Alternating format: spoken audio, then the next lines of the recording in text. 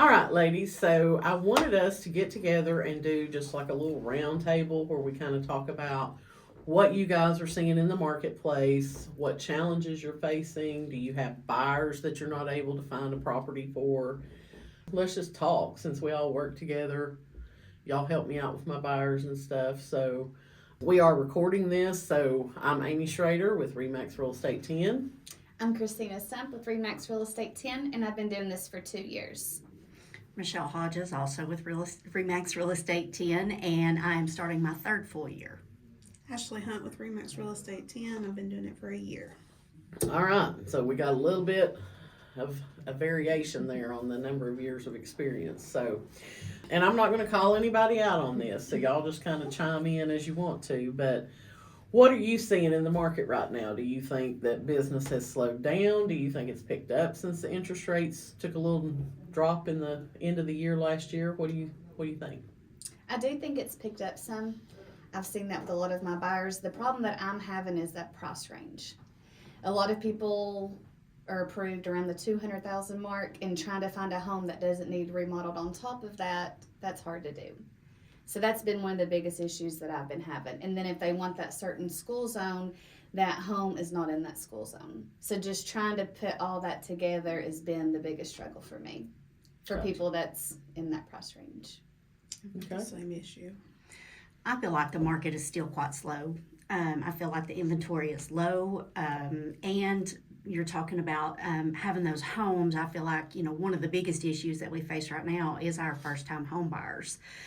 Trying to find, like Christina said, we have a tremendous amount of buyers that are in that 150 to 200 range for Yes. the local market, and trying to find a home, because that's what a lot of people don't understand, is that the home as well as the buyer have to qualify for some of those special mortgages, such as your FHAs, your THDAs, and all of those things. And so when she talks about the remodel, it's not really about how pretty that house is. It's whether or not that house is going to qualify for that particular mortgage. And so that is the tough part.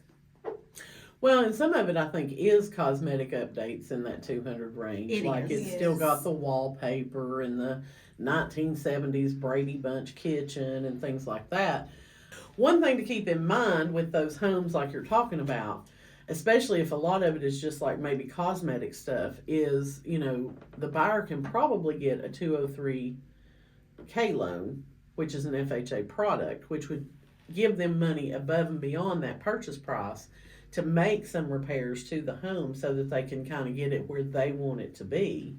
There's a little different guidelines on that, but the appraisal will go off of, what the value of the house is now, plus whatever the value of the house would be after those things get done.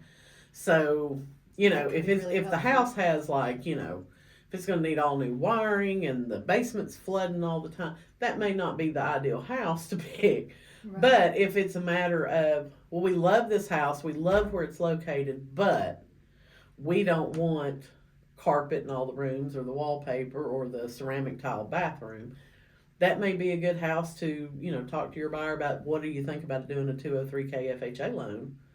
Get the lender involved and see if that's something they can work out. I noticed a lot of the problems is that the appraisals are starting to come back a lot lower now than what they're on the market for. I've had several that happened to in the past couple of months. When you say a lot, like what are you seeing? I think I had 6 in the past 2 months to come back within 30,000 below. Oh, wow. Yeah. Yeah, that's pretty significant. The worst one I ever had was a lake house over in Cherokee that was going VA, which is fine. You can buy a lake house through VA. But we got an appraiser who was like way up near the Virginia line, who wasn't even a member of our MLS, wasn't familiar with lake properties. He appraised that home for $300,000 less than the purchase price. Wow. Yeah. And even the buyer was like, if that appraiser can find me this house for $500,000 somewhere else, I will buy it all day long. No doubt. You know what I'm saying? And so the VA does have a process that if the appraisal comes in low, you can get a reconsideration of value. And basically the VA can say, yeah, we're just going to say it's worth that amount and move on. We were able to get the deal worked out, but, that was a phone call I didn't want to have to make to the seller to say, Yes. by the way, so I've not really had, I mean, that was the one big glaring one I had, and that was a couple of years ago, but I've not really seen a ton now. I think part of that boils down to people trying to stretch out prices a little bit, and buyers are so, there's not a lot of inventory. They're trying to find a house.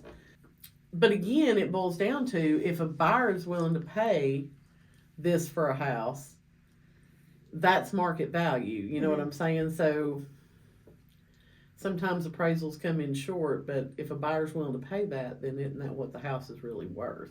You know what I'm saying? Should be. But 30,000 is definitely probably a hard challenge to overcome. I've been taking a few of those lately. I had one last year. The listing price was $379. We did come in a little bit below. It was a brick house out in Greenville. Needed a lot of work done. So we got under contract at $325, which I know, again, that's a big difference, but there was a lot of work. Well, that appraisal came in $100,000 below. Wow. Holy cow. Yeah, it came in at $297, and it was just, we couldn't believe it. So, of course, I called the listing agent, and they were just like, nope, it's worth it. We're sticking to our guns. We're not going to do it. And my buyers are like, I'll pay maybe $30,000, but we're talking $100,000 difference. There's just no way. And we ended up getting out of the deal due to appraisal. So that's the only experience I've had with that huge of a gap. So That's why it's important to have those contingencies. Exactly. Yes. Exactly.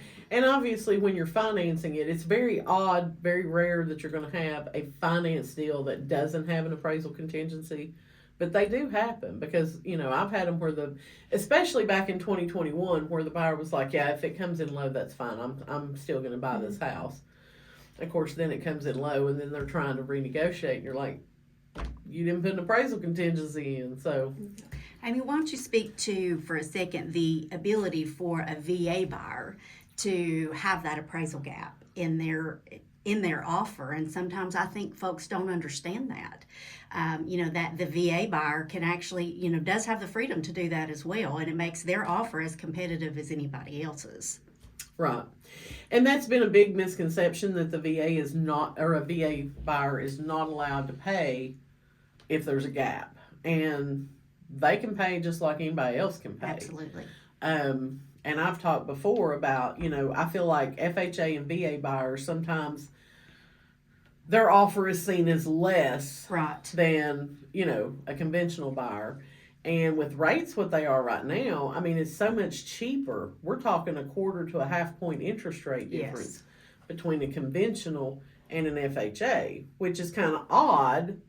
Normally your conventional rate is the absolute best rate, but right now those government rates are better. So, I tell my sellers don't discount them just because they're FHA or because they're VA. Absolutely. yes. Everybody thinks, oh, we're going to have to go through this, huge inspection for the VA. VA doesn't require special inspection. It's just the appraisal. And yes, they have certain things, Absolutely. That the house has to meet, but it's not like, they're digging into the house like a home inspector would. So,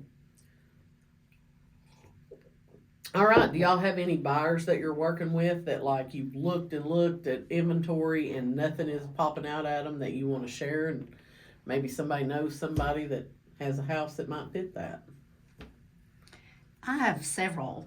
Again, younger buyers or first-time home buyers, people trying to get into the market there again. I think maybe even some of the folks that are flipping some of these houses, if they, and the remodel and some of those things are good as well, but I think that they would expand their market and the people who could buy that if they would also learn, maybe what FHA does require on certain things. So is it wise to maybe spend a little more money and go ahead and get your electric panel changed out?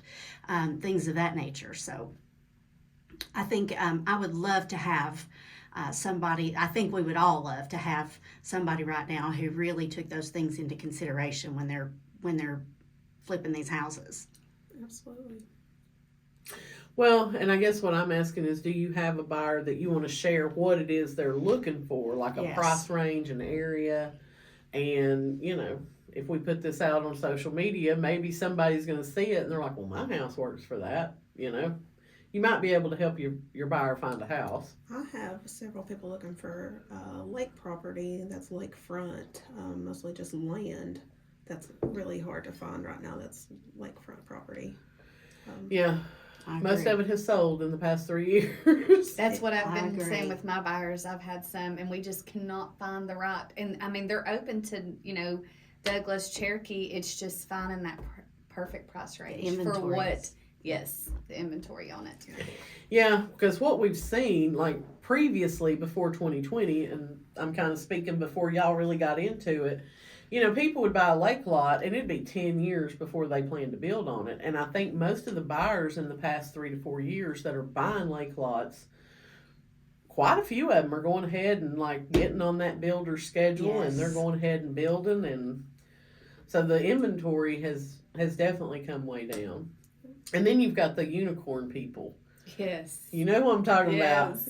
Yeah. I'm looking for a lake lot that I can put my camper on. I got about a $20,000 budget. I'm Yeah. like, yeah, that ain't It's happening. not happening today. How many phone calls do we get like Oh. that? All the time. All the Quite time. often.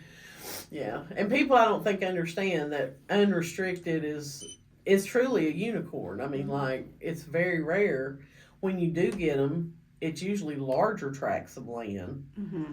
and they're going to carry a hefty little price tag with Right. them.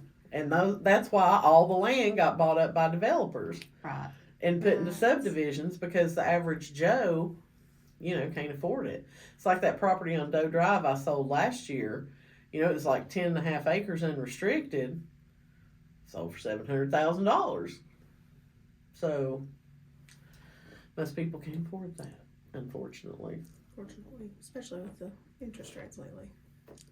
Well, I have a couple of buyers that are looking for, again, that there's something in that 150 to 200 range that offers, you know, at least maybe an acre of land. They'd like to be outside the city limits.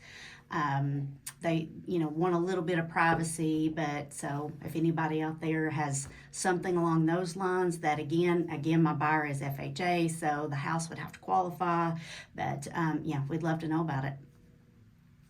And on FHA, I mean, you know, people think, oh, there's that government loan talk again. But I mean, really, as long as the house, you know, like you're not going to catch it on fire with your electrical. Right. You've got the GFI Right. outlets where they need to be. Your roof's not leaking, and peeling paint to me is like probably the biggest Right. issue on the outside of the house. And then if you've got steps, more than likely you're gonna have a handrail, you know, even if Right. it's on the outside. So it's not like it has to meet a ton of things, just Absolutely. some basic safety issues. Absolutely. I'm sorry, you were gonna say something. Oh, I was just going to speak on what she was saying. I've got a handful of people that's actually approved a little bit less than that in the 150 range that would love to be on the west end of Morristown in that perfect school zone, that perfect property that does not need a remodel, that literally is move-in ready, and what I would give to find it. And it is hard in that 150 price range. And I've got one that's 175 that wants the west end as well, and it's just, you know, we've looked and we've tried to seek other things, and it's just, you know, their family, and all of that matters, being somewhere safe, the school zones, the areas, and it just makes me feel so bad. So then they have the conversation, well, does it make more sense to rent versus buying? But they're literally paying a house payment.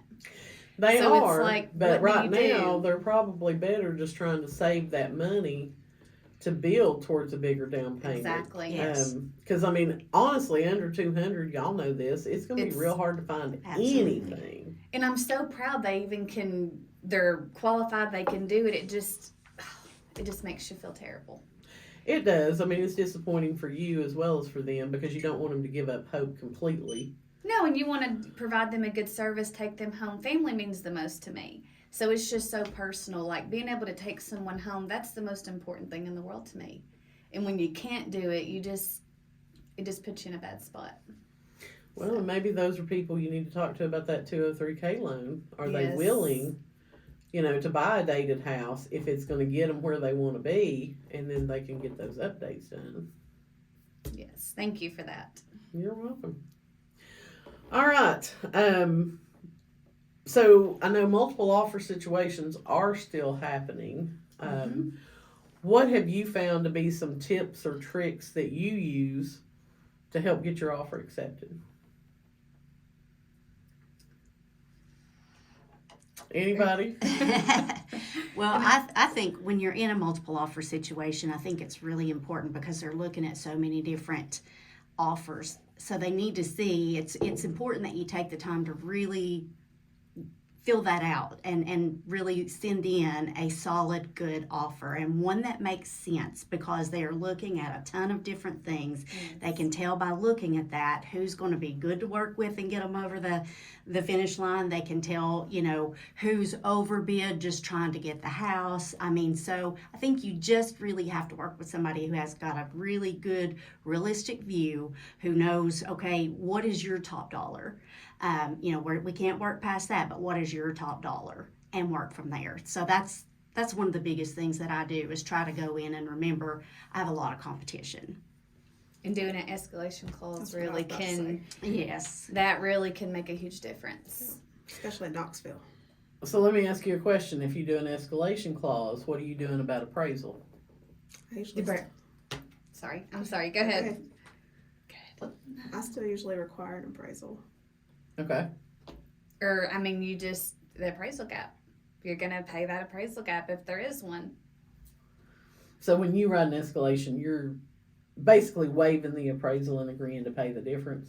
If they can do it, yes. If Okay. we're going to write that, you got to be prepared to do it. So to me, that's going to make your offer that much stronger if they're willing to do it and they've got the cash flow to do it. If we do an appraisal gap, though, I always go back and remind them, okay, so how much this is the part where you have to protect your buyer as well, because you have to remind them, okay, at this point it's saying that you're going to pay more than this home is worth. So what is that gap? What is that worth to you? That's what And I always so ask. I always have to make sure that they understand that if something happened tomorrow and you have to flip this around, if you're going to pay $50 or $50,000 over on that appraisal gap, you're not going to recoup that $50,000. Right. Right. And what I've noticed is mostly this is like their forever home. They're willing to put in a little bit more money. They're willing to take that cost on. And then if they're not, don't ever do that clause. Yeah. Yes. Definitely. Yeah. Don't write it just to get the house. Yeah, oh, absolutely No, you not. have to really think long term when you're doing something of that nature. Right. So other than price, are there other things that you talk to your buyers about that they could strengthen up to help them get the house? Inspections. Absolutely. Waiving inspections. Don't really recommend it, but it's still an option. Okay.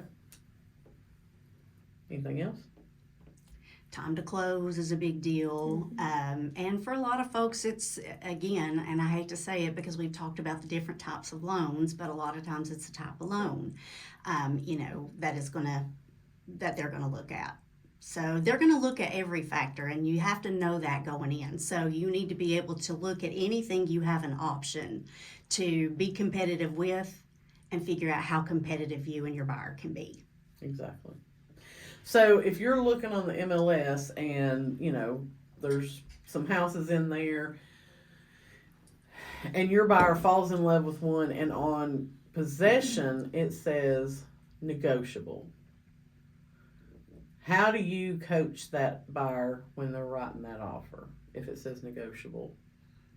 On possession of the home? I think it really depends on, why is it negotiable? Are they looking to, do they need to get in the home? How quickly do my buyers need to get in the home? So if they can, if they're in a position to be negotiable on that, we can work with the sellers on what they need. Being accommodating is a big deal. I think it determines too if the sellers are needing to maybe rent it back for a period of time, or if they're wanting to get out of it quicker, whatever the situation may be. But I do think it's important that they understand what that means, that when you go to closing, if it's, if that's laid out, you may not be able to go into that house right away. Right. Well, and the key thing is, if you're not sure, pick up the phone, call the listing agent. Yes. What do you mean by negotiable? Does that mean the buyers can take possession early? Because that could be Sure. a possibility. Right. Or Right. you meaning your sellers need time? I know there was a house over on Douglas Lake, and I had some out-of-state buyers, and they were so frustrated. They were looking for a lake house, and they lived in Wisconsin, and it seems like every time a good lake house come on, by the time they could get off from work, make the travel arrangements, get over here, the house was under contract. That's quite a bit. So I went and did a Zoom call for them over at this lake house, and it was absolutely gorgeous. Had a dock and all that. And so, I mean, it was one of those where the agent told me when I scheduled the showing, hey, we're in multiple offers. They're going to be due, like the next day or whatever. So, I talked to them about that, and I said the closing possession, or the possession says negotiable, which probably to me means the seller needs time to find a place to go. They need the money from this to go buy something else. They said, well, we're not moving in until, 6 months after closing anyway. So we offered them a 60-day post-close occupancy as part of the agreement. And it was a cash offer. But the listing agent called me. We were the only offer that gave them the post-close occupancy agreement. We were less than the highest offer. But because we wrote a strong offer, we didn't halfway fill out the contract, they chose to go with my buyer. So, buyer came in 2 days before closing, first time they ever saw the house. And you want to talk about my heart beating out my chest. Right. Because you think, what if they get here and they hate it? You know what I'm saying? At this point, there's no backing out. But they absolutely loved it. It was better than what they had thought it was going to be. So, it all worked out. But point being, a lot of times it's the little things, not just the price, Right. that will make a seller determine which offer they want to work with. I've gotten to where if it's a multiple offer, when somebody submits, I always want to know who they're financing it with. Right. Because that can play a factor too. We do this all the time. You know who the good lenders are, and you know who the lenders are that you seem to have trouble every time. Yeah. So that might be a suggestion as well. Make sure they're with a strong lender. Because I'll tell you, a lot of people don't want pre-approvals from Rocket Mortgage or what's that other one that's online? Quicken, isn't it? Quicken Loans. Yeah. A lot of people are like, yeah, I don't know about that. Right. I don't know about that. So, what's the worst news that you've ever had to call and tell a client? Who wants to start us on that one? Go for it. Let Michelle take it. Oh, that there is an earnest money debate. Yeah, those are tough conversations to have. Those are, when you've tried to dot all your I's and cross all your T's and done everything that you know to possibly do, and then there is still an earnest money debate, and your clients don't understand the other parties, after that money, and it's just, those are tough. I'm going to tell you, when you're having to call somebody with a $30,000, I mean, if you were representing the buyer, then that wasn't an issue for you, but that having to call the seller on those appraisal gaps. Yeah, mine was the seller, actually. Okay. So, yeah, that was a tough conversation, wasn't very it? tough. 36,000 to be exact. Yeah. Oh gosh. Yes. Because there's no way not to offend them when you're breaking that news to them. Well, the second appraisal come back higher, so sometimes it's just the appraiser. I agree with that.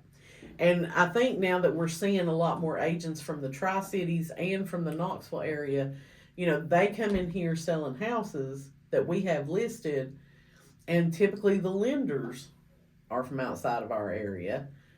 Therefore, their appraisers are from outside of our area. Exactly. And I get that the data is the data, you know what I mean, when you're looking at it on the MLS. But if you live here, then you just know the different nuances of Morristown. Like, oh yeah, this subdivision always brings top dollar versus the one on the backside of it, which is $75,000 less. You know what I'm saying? And they're just not familiar with that. Right. They don't live up here. They're not from here, so they just don't know our market. So if you're just looking at, this radius around, then sure, it's easy to say, well, based on these two that are quarter of a mile away. And I guess like one of the things I'm thinking about is like Franklin Square. Yes. You know what I'm saying? Yes. You've got that subdivision that is going to get a premium price because of the homes that are in it. But you go right outside of that, and you're talking about like Drennan Drive and Lee Drive and those houses in there. They're not going to get the same amount of money because they're not in Franklin Square. Right. And the appraiser, looking at it, well, it's just 5 houses down in some cases, or it's on the other side of the street. They don't know what they don't know if they don't live up here. Lakefront property or Yeah. Lakeview property, kind of like in Chillicothe.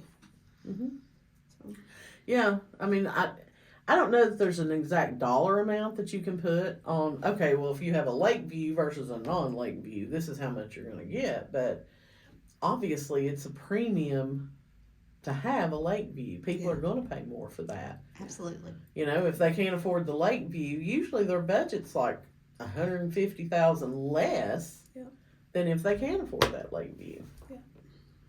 So I have a highlight of telling clients what's the worst. Well, I was headed to close on a property.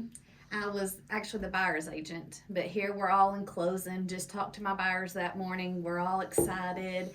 The sellers walk in. They have the most beautifulest family. They've got like 4 kids. The mom, you can tell she's just glowing. She's ready to go home to this new home. Well, needless to say, my buyer never showed up.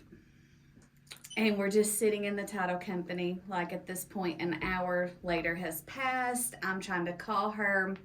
I'm worried, like, what has happened? Like, because this is not like her. She is a great communicator. And so we're sitting, and then I see the mom crying, the little boys. It was probably one of the worst things I've ever went through so far in my real estate career. And there was nothing I could do to make it any better.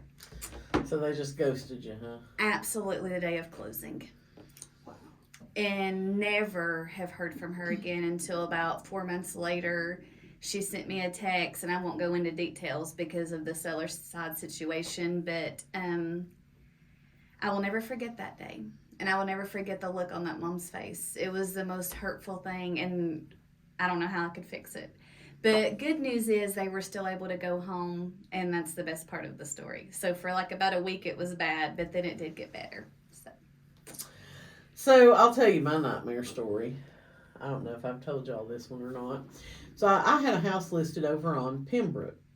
I don't know if you know where Pembroke is, but anyway. Seller was getting relocated for work. She needed to sell the house. Cute little house. We went under contract. I think we even had multiple offers. But anyway, we went under contract with this buyer. And their agent had given me a pre-approval letter from a credit union here in town. And I reached out because we hadn't heard from an appraiser, I think it was. So I reached out to that lender. Said, hey, I've not heard from an appraiser. Can you tell me what's going on? Just trying to get an update. And the lender called me and they were like, yeah, we didn't issue a pre-approval letter to her. Okay, that's fine. So I called the buyer's agent and I'm like, I just talked to them and they said they didn't issue this pre-approval letter to her. Like, I'm going to need to know, what are we doing here? Because my seller's already moved at this point. Oh, well, the buyer said, this is what the buyer's agent told me, that the buyer said that they tried and that Lolene couldn't do it because she had a job change recently. So her dad, who worked in Knoxville, was going to do the financing for him. He was basically going to owner finance it, but he wasn't the owner, you know what I mean? But she was going to buy it, have it in her name. He was going to be like a traditional mortgage holder. She'd make payments to him, the whole 9 yards. Okay. So, and this is a long drawn out story, so I'm going to abbreviate it as much as I can. But, so we went into, my seller had already moved, so she signed her documents, of course, as a mail away. I go to the closing and to pick up my check. Well, they didn't have the funds yet. Like, they had signed the paperwork, but the man hadn't been able to get by Home Federal or something to send the wire. And I said, well, where's my keys? you know, because they're not in the lockbox. I went to pick the lockbox up. Keys weren't in it.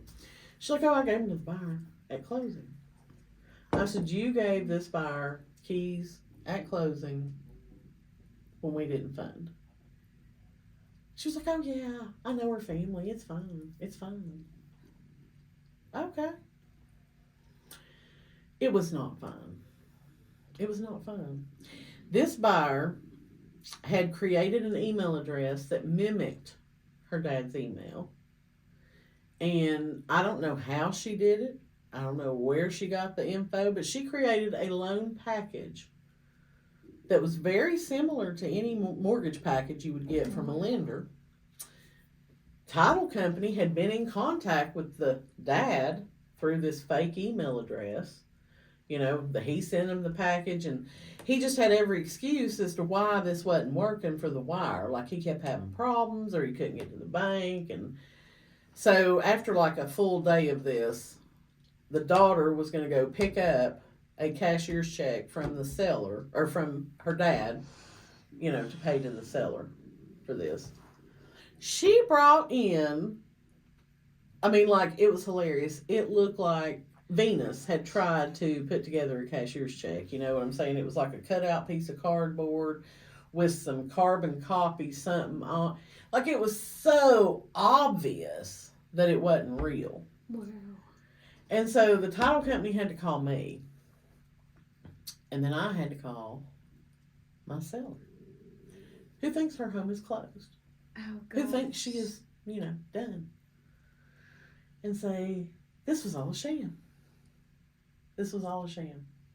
So, long story short, she did get prosecuted. I think she is currently in prison for mortgage fraud, as well as a nice few other charges against I was her. just Wow. thinking, like, did she really think she could get to closing and get away with that? It I don't know. blows my It's like, mind. that's my thought. It's like, how did you think It was going to go through. it was going to go through? But the bad part is, like, she was married, and her husband had no clue that she had done any of this. Wow. I'm telling you, people, I just don't understand. I don't either. Like, I don't know how you, I'm like you, I don't know how you got to the point where you thought that all this was going to happen. Did she think the title company was going to record that new deed before we got the money for it? Or, but yeah, that was probably the worst call I've ever had to make. That lady was so not happy. And like, I get she understood it wasn't necessarily my fault, but in the customer's eyes, it's your fault. Whether Absolutely. it was or not. It's your fault. Absolutely. Always. Like, I should have done more to find out that and I'm like, honey, she had the title company fooled. Okay, so yeah, it's just, it was not good. Not good at all. That's terrible. I'm so sorry that happened to your seller. Yeah.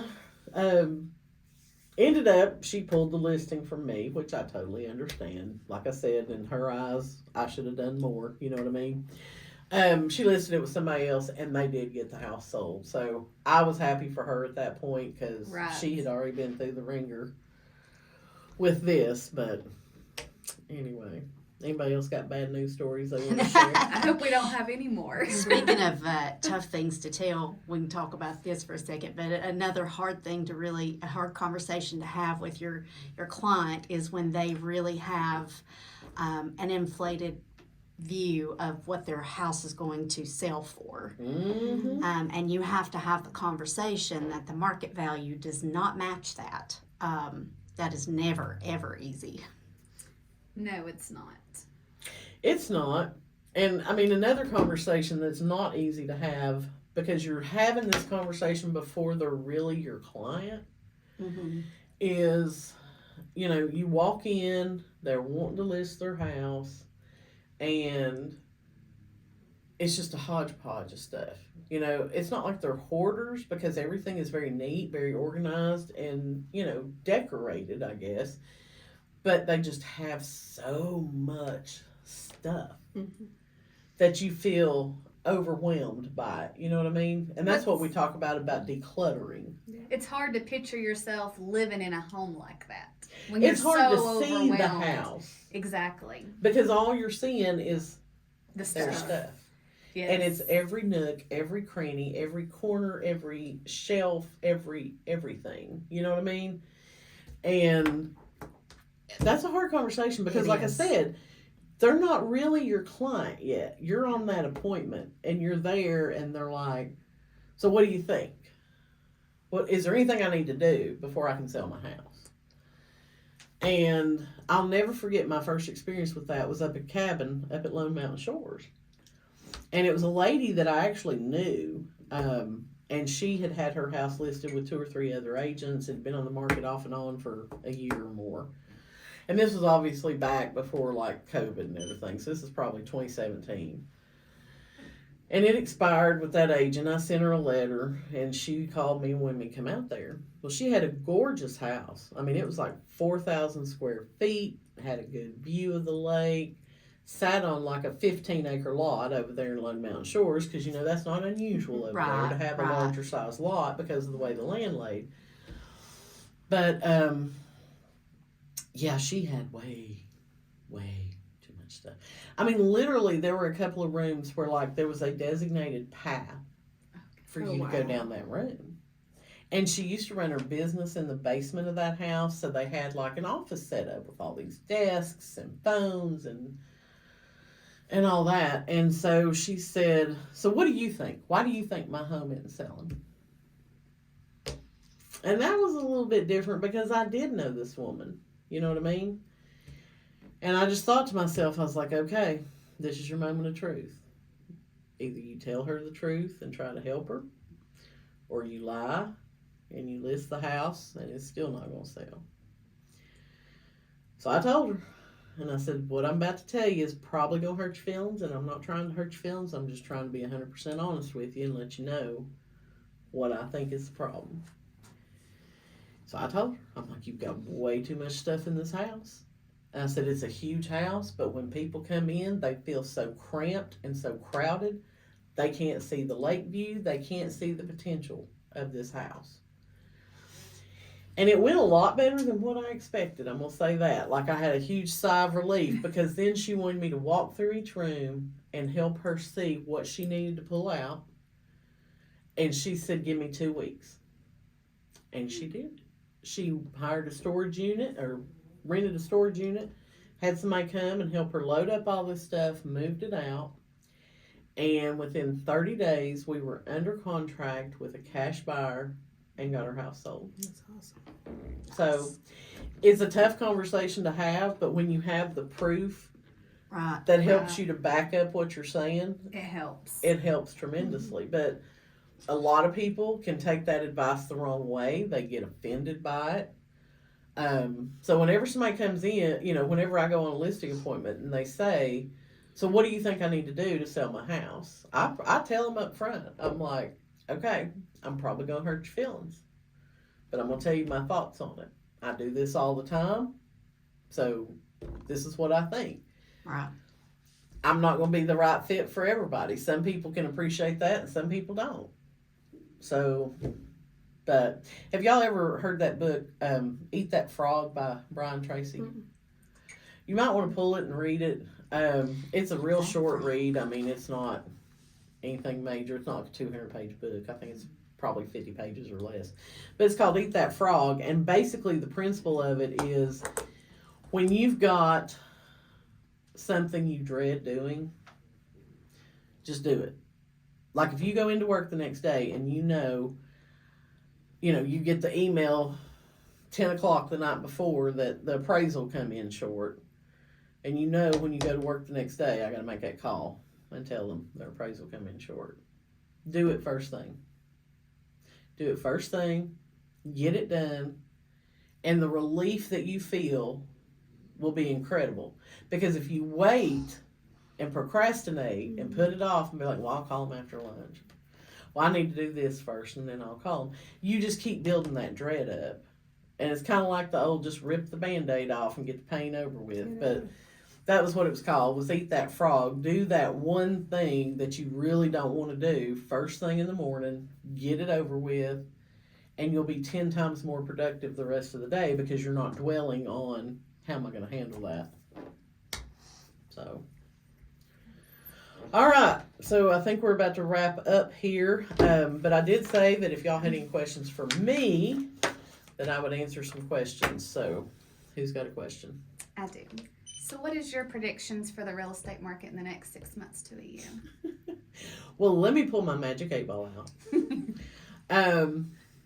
Okay, so this is what I think, because the Fed has said they plan to lower the Fed funds rate 3 times this year.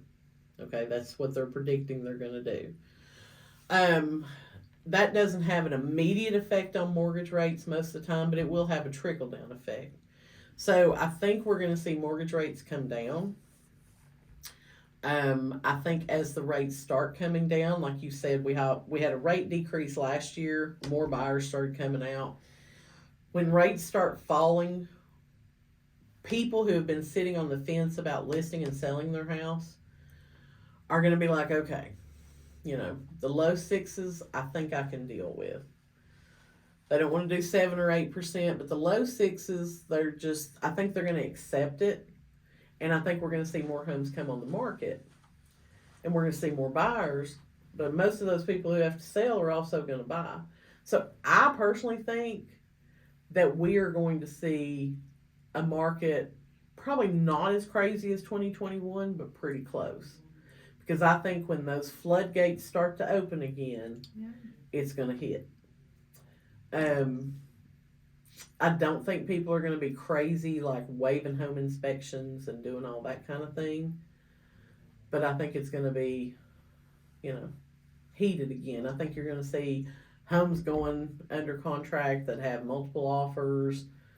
And I think that most of our activity is going to happen between now and September. And I say that because this is an election year.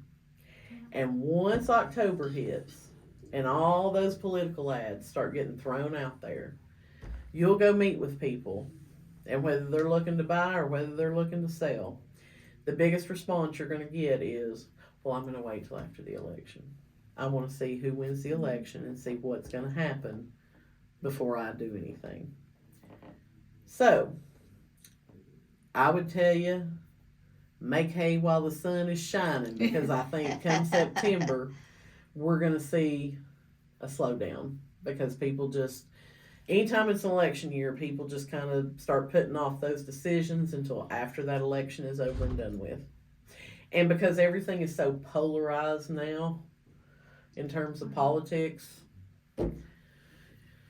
it'll be crazy. It'll be crazy. But that's what I think. Anybody else? I think I asked earlier when we talked about the VA mortgages. I appreciate you explaining that, because I think it's important for people to understand that VA and FHA buyers can be very competitive. Yeah. And I mean, some of the FHA buyers have 10 and 20% down. They're just choosing to do, an FHA for the lower rate. So you can't really fault people. It's funny when you tell people, okay, well, when you sell this house, are you going to buy another house? Would you pay 0.5% more just to say you're a conventional buyer versus an FHA buyer? Used to FHA was a first-time home buyer loan way before y'all got into real estate.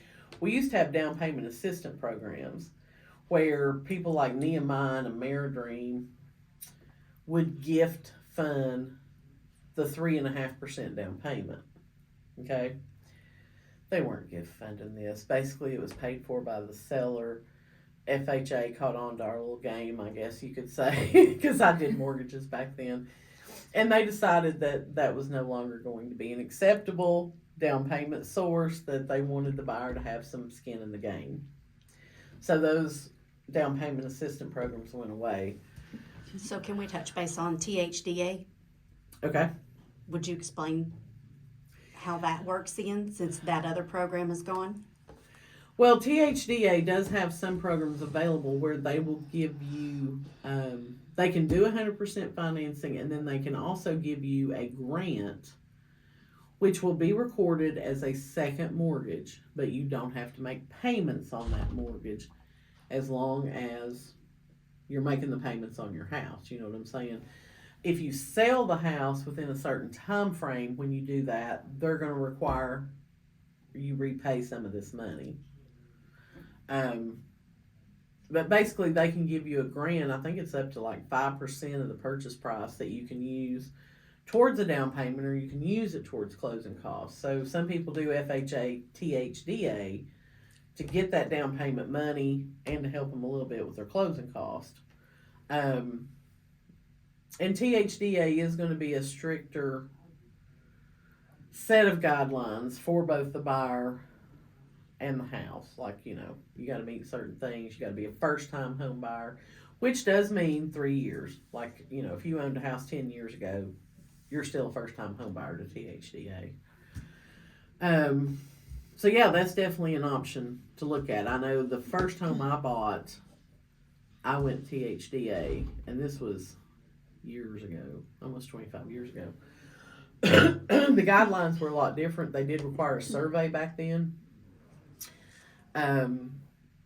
But you know, I'm a single mom, and it was like I had to write a letter to explain that I don't get child support. I just thought that was ludicrous, you know what I'm saying?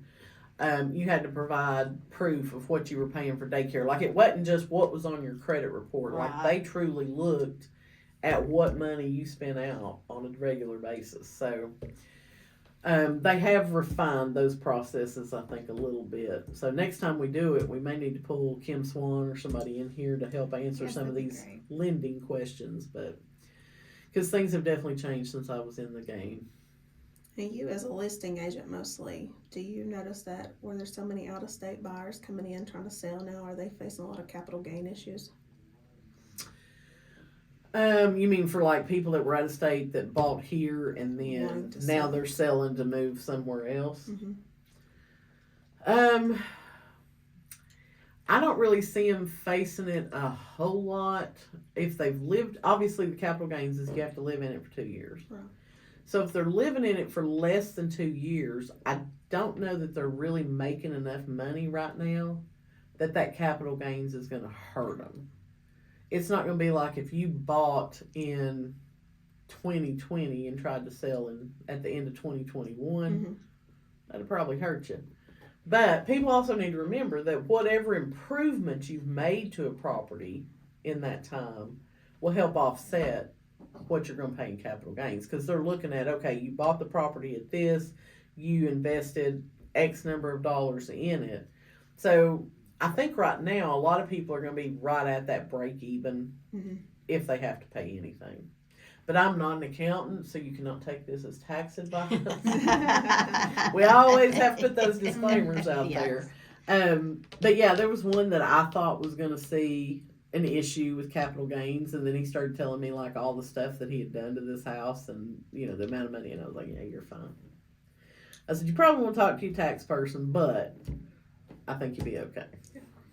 So, but that's something people need to take into consideration. Like, it's not just, you know, well, I don't like the house, or I don't like where it's at, or I decided I wanted to be over here and sell your house and move. Like, there's things people have to take into consideration. Yeah.